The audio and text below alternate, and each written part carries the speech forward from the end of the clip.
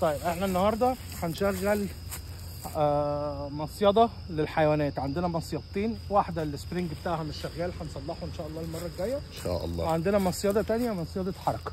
المصيده دي فكرتها سهله جدا، باب تقيل محطوط فوق، ماسوره رفيعه. تعالى نور تحت هنا بس انا هنور عليها النور.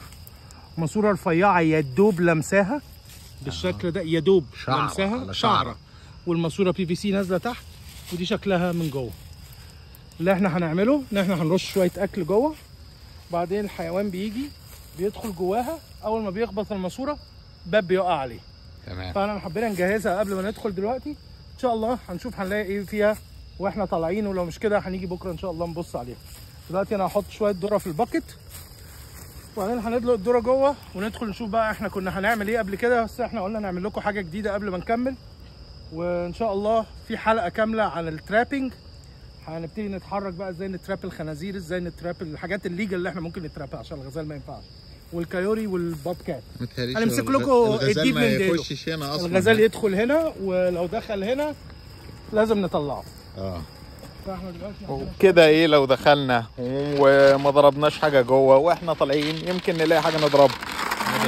نحط الذره في الباكت فيها ده نفتحها شويه تمام كده.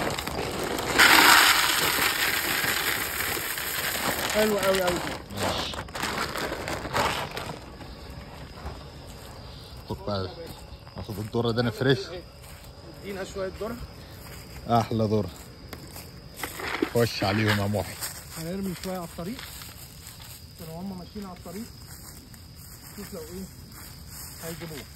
بعدين سبرينكل كده بالايد، خفيف خفيف، سبرينكل سبرينكل. وبعدين جوه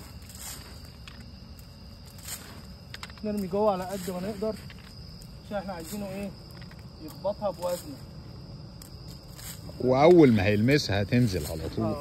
بس احنا عايزينه جوه ياكل واحده هنا واحده هنا، وبعدين يخبطها في جسمه كله، مش عايزينها تنزل على جسمه. احنا حلوه قوي كده. 100 ايه، تبقى سكته خضرا. شغل الشغل زي الفل. معلش انا اسف، تبقى اتمنتج انت بقى. بهدلتنا بالنور، مفيش مونتاج ولا بتاع، هنزلك كده وافضحك على طول كده بالدور الاخضر. طيب مفيش مونتاج. هنتفرج بقى نشوف ايه الفيدرز دي هيشتغلوا هيعملوا ايه، او هي واحده لان التانيه لسه هنصلحها، ولما نرجع يبقى نقول لكم.